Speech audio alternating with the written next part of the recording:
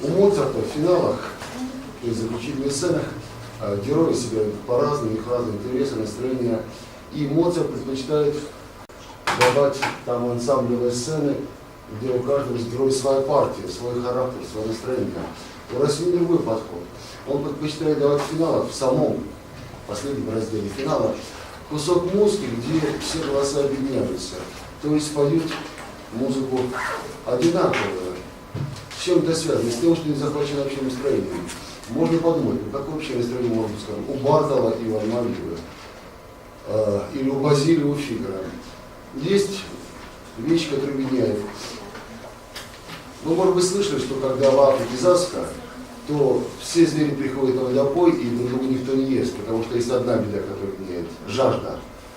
Там могут быть и львы, и антилопы. Вот и здесь, в конце первого акта, вспомните, что охватывает какое общее чувство героев. Возбуждение того, что происходит.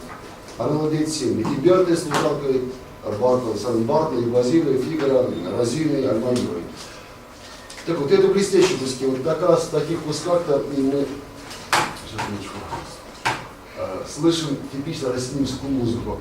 Удивительно легкую, красивую, возбуждающую, азартную музыку. Итальянцы большим мастером на это, чем это опера итальянская всегда привлекала европейцев лет так 300, ну, по крайней мере, до середины 20 века, включая оперу, естественно, Джакомо Пучини. Итак, вот Джоаккино Россини сейчас и вот. А теперь чуть ниже груди.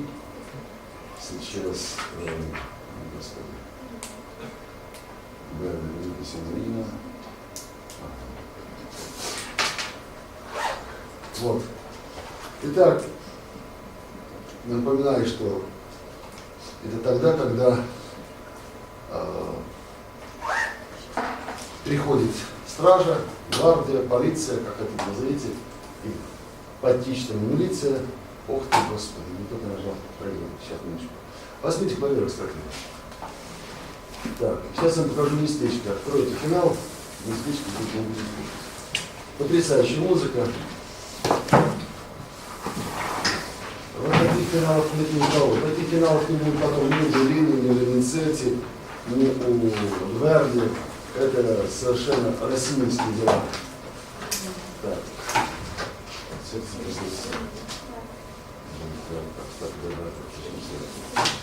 Нашли?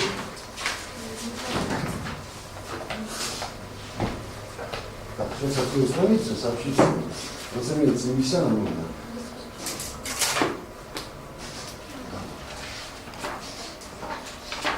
Так.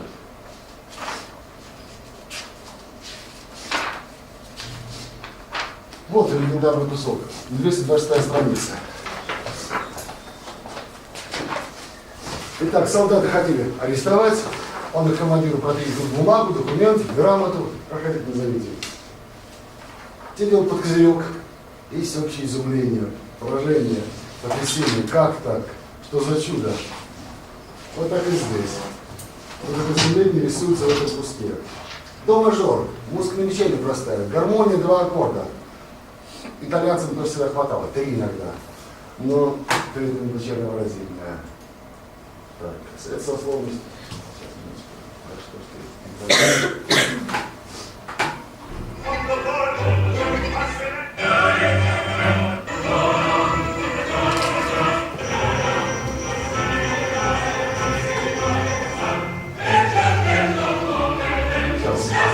Это здесь очень людей должен быть.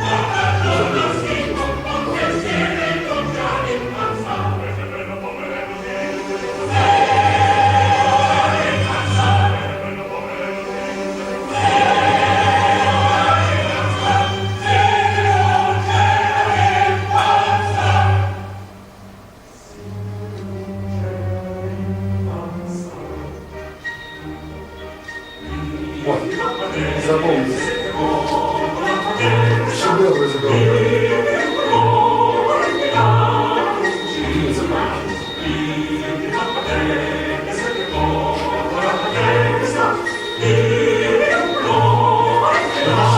Вот так,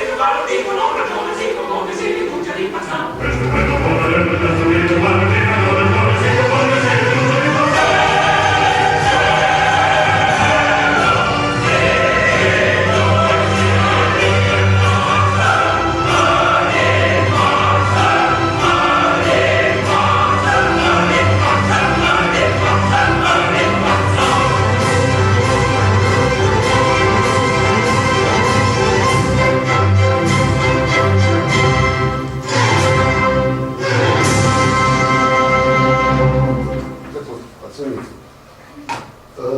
Вас может не захватить история, которая разыгрывается, и герои, их конфликты, но это русский не захватить не может. И вот такой темперамент, такой азарт, такая стремительность, как правило, только у итальянцев. Ни у французов, ни у русских, ни у немцев, ни у чехов, практически, почти что нет. Вот у Глинки есть нечто похожее в Руслане Людмиле.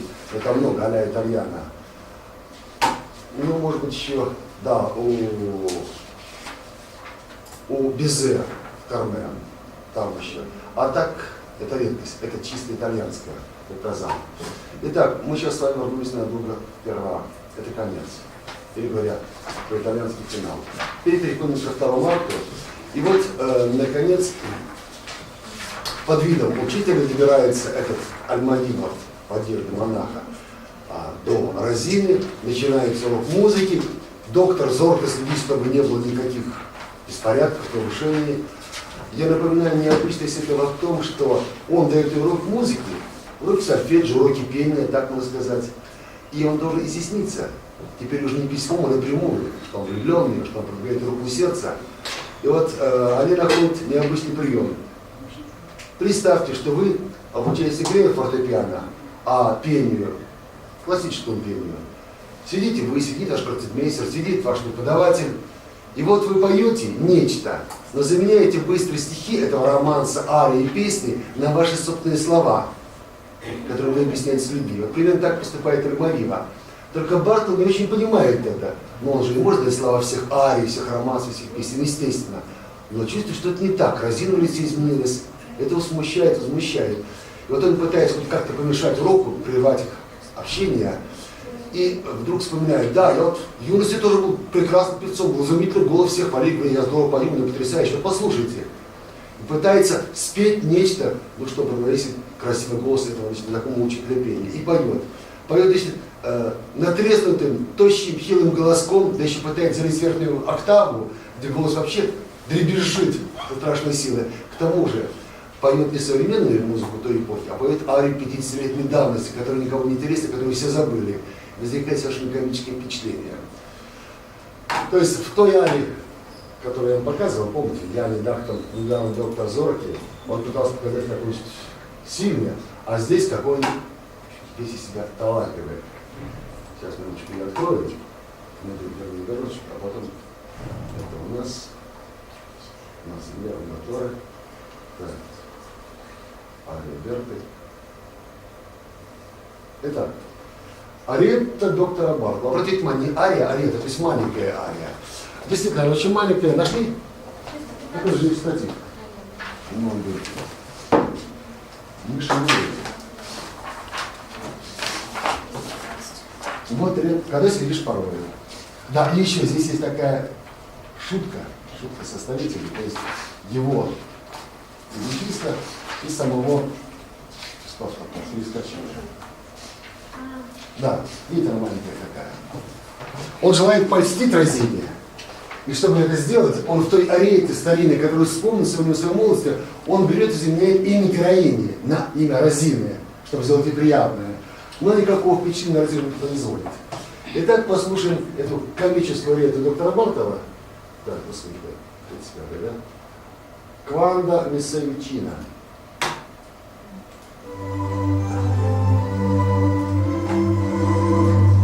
Со старинными турнелями, трелами, прибеганиями. Здесь сам Россия, стилизует свою музыку под музыку середины 17 века.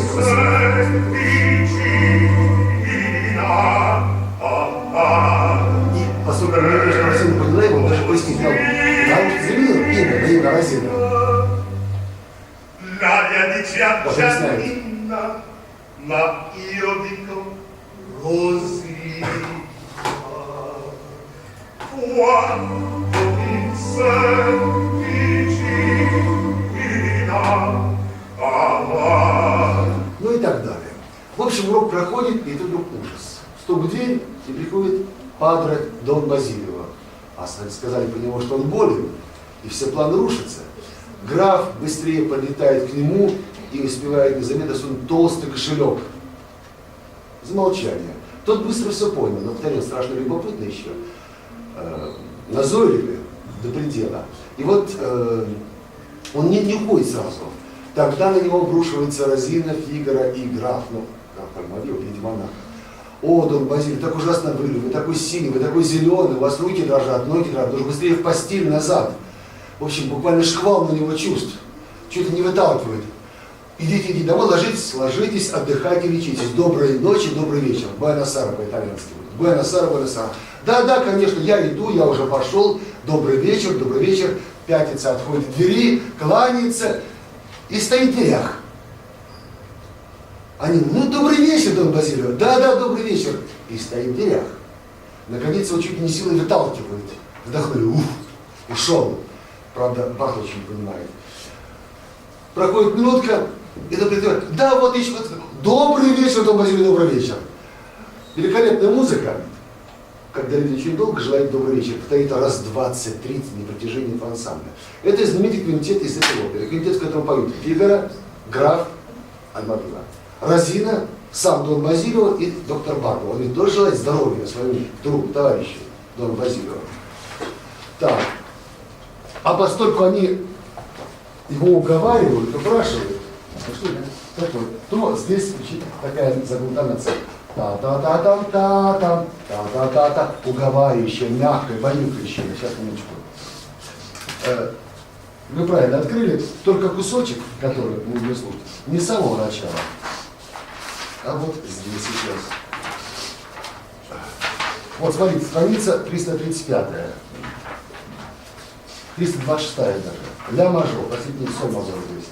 Доброй ночи, мой сеньор. Доброй ночи, мой сеньор. Вначале прощается с ним один, потом другой герой, потом третий, наконец все. Доброй ночи. И он отвечает, да, конечно, доброй ночи. Так. Итак, Буэнос-Айрес. Кстати, запомните, именно так говорят вечером итальянцы друг другу. Don Basilio, cosa venga? Quale intoppo? E per mi fate, Сейчас я говорю. brutta c'è. Соль мажор. Buonasera, mio signore. Buonasera. Удели красота ансамбля. Buonasera, mio signore.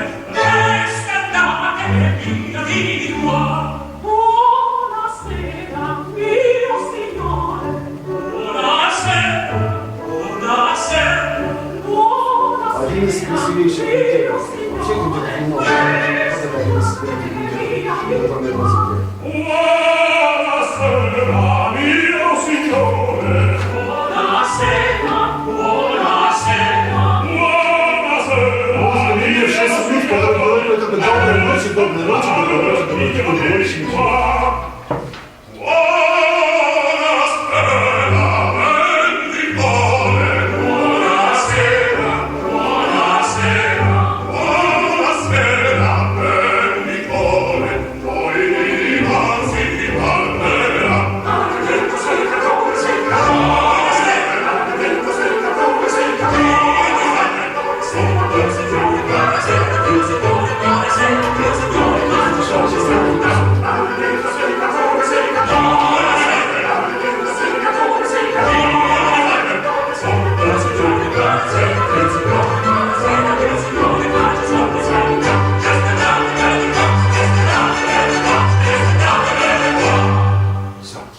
Ушел.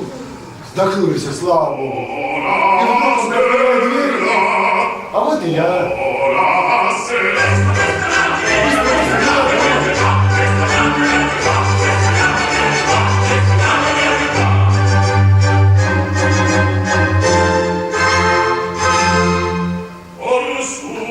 Signor Don И Ba- так далее.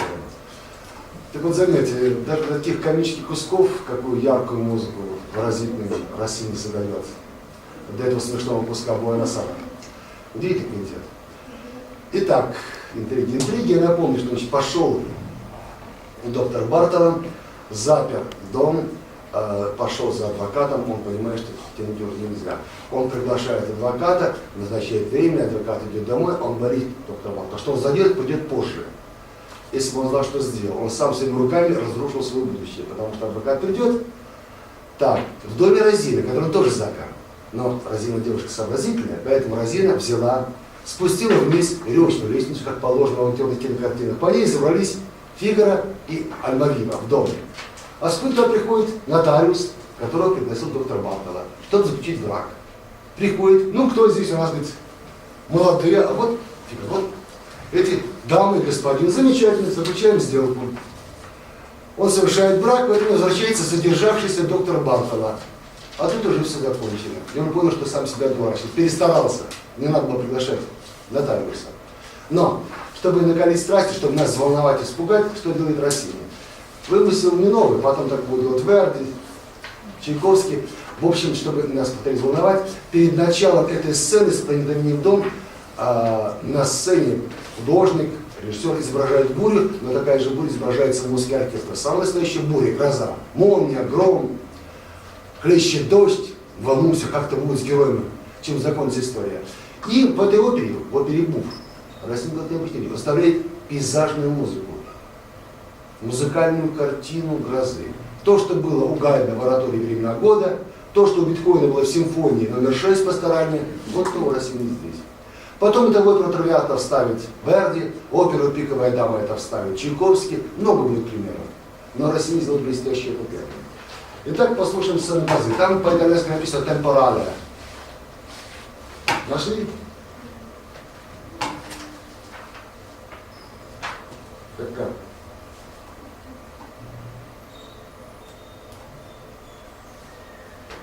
Ну что, нашли или нет?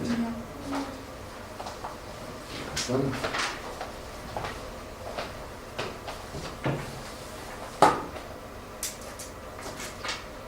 Я забыл, что не нравится. Вот по-русски написано «буря», а по-итальянски «параль». Господа, если так будете искать.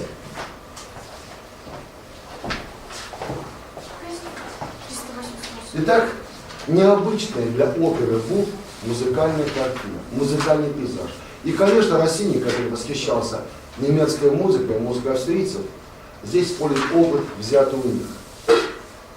Живописать звуками. С этой целью используют и звукоизобразительность, и звукоподражание.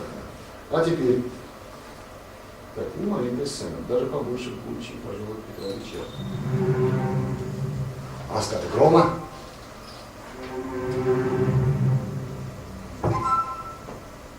Так что могут быть пейзажистами стихотворы. Просто итальянская музыка свойства, не французская, не немецкая, не русская.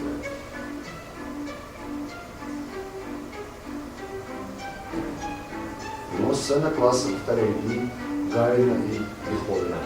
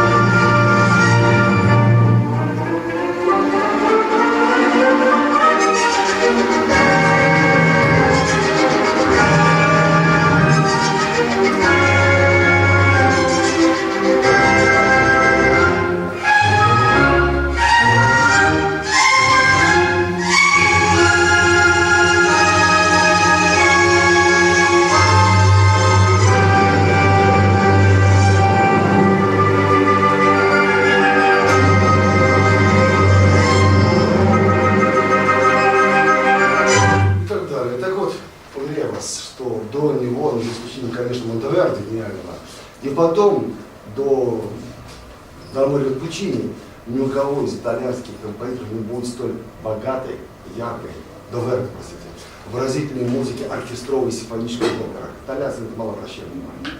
Лишь потом Верди, под известным Яном Вагнера, будет так поступать. У него это есть. То есть, и вот его инструментальное образование, напомню, что он начинал в лицее и как инструменталист, и не только как композитор. Так вот оно скажется и здесь, его любовь к музыке австрийской, знание музыки Моцарта, Гайдна. И потому он автор великолепных оперных увертюр. Я об этом отчасти говорил, и мы даже с вами слушали куски из увертюры «Вильгельм Тель». Но у него есть другие великие увертюры. «Сорока-воровка», «Золушка», «Семирамида», «Танкред». И вот сейчас мы послушаем с вами знаменитую увертюру из оперы «Сорока-воровка». «Сорока-воровка». Великая увертюра, настолько яркая музыка, что эти увертюры, названы мной, и особенно «Сорока-воровка» и «Вильгельм Тель», до сих пор, как увертюры Моцарта, как увертюры Бетховена, оркестр исполняет в концерте как самостоятельные концертные произведения. Настолько эта музыка богатая, яркая, самодостаточная, без действия, без сюжета. Так, ну а теперь я сейчас открою вам. Это будет по-итальянски «Лагатса лабра», «Сорока-воровка». Как ругается звучит? Как по-итальянски. Кстати, если будете в Италии, и вам будет нужна помощь, нападут на вас, кричите «Аюто». Да, это не помогите, не help me. Это по-итальянски. Ну, удобное слово, по-моему, но так что итальянцы говорят. Аюто, помогите. На вас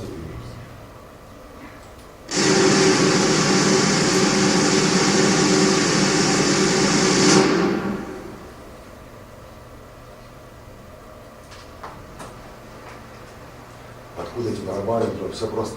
Там есть сцены, когда героиню собираются осудили и казнить за воровство.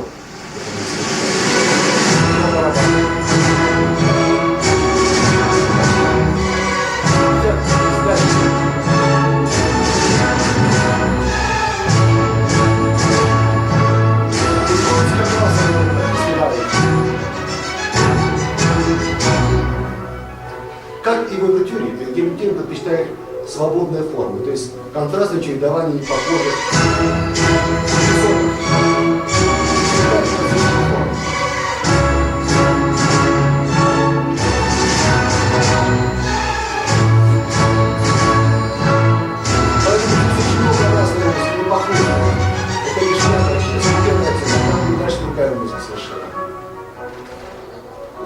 И проявляет длительную щедрость. Там статью, который вставляет поэтому на целую жизнь. А он человек,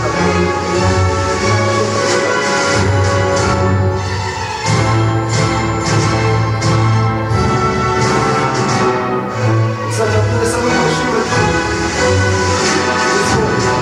за больше 11 лет.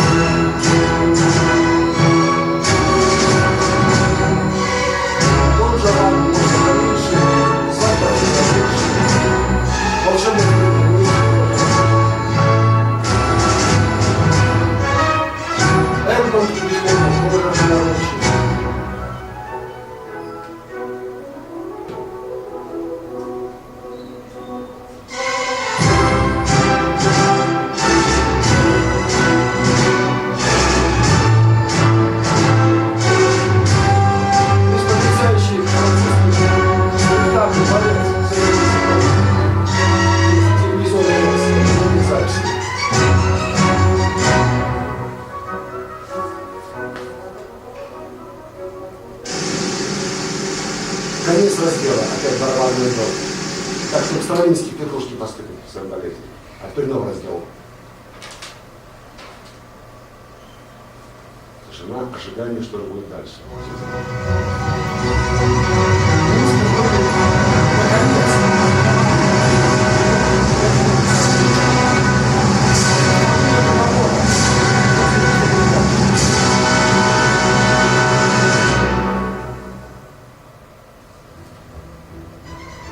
Вот и новый раздел, новая тема.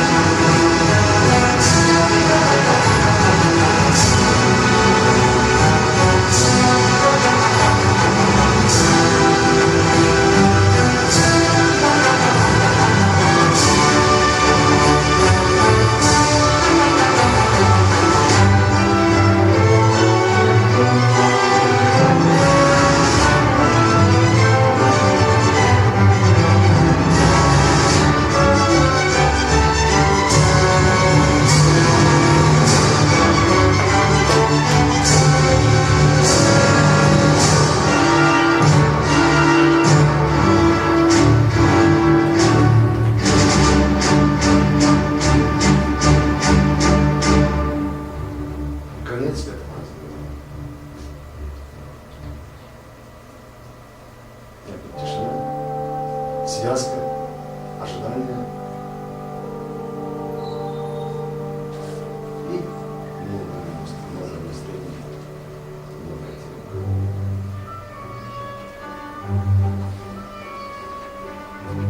Изящные какие-то эмоции вспоминаются здесь.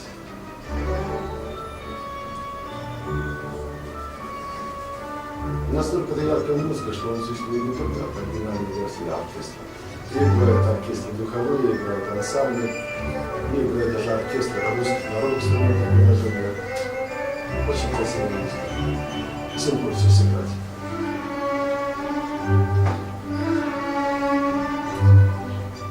Все это написано задолго до больших фоток в теле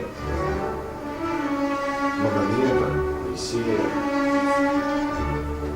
То есть это талант оперного симфониста, у него рано народился. Когда подобная музыка лишь в операх Карла Мари фон Вебера звучала.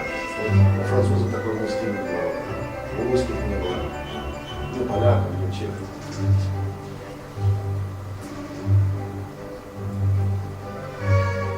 Обратите внимание именно на все. Почему? Потом нечто подобное слушали Чайковского, знаменитая итальянская серенада, когда он написал музыкальный итальян, пожал итальянскую музыку, потом здесь будет тоже. Сообразный поклон России делал Чайковского, итальянской серенады. Простите, в итальянском карличе серенады.